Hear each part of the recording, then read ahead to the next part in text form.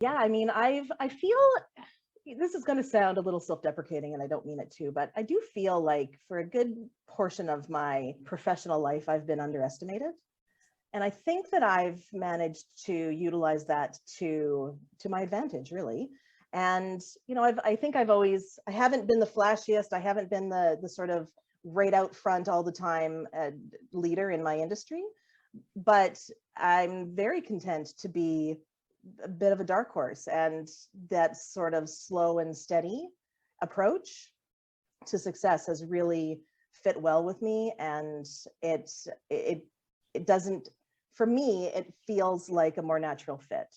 And so, having been pushed around, and honestly, for me, that really started when I was around 19 and I became a supervisor in my brother's restaurant, where I was supervising people who were twice my age, in some instances, 3 times my age. But by that point, half of my life had been spent in a restaurant. And so I knew I knew the workings of it very well, even at that age.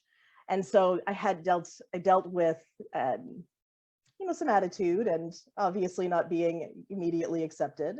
So I'd had that historical practice that I could draw on as I went into my own business. And you're right, it was absolutely when I owned my own company, not if. I think it was just sort of a foregone conclusion that ultimately one day I was going to run my own reporting firm.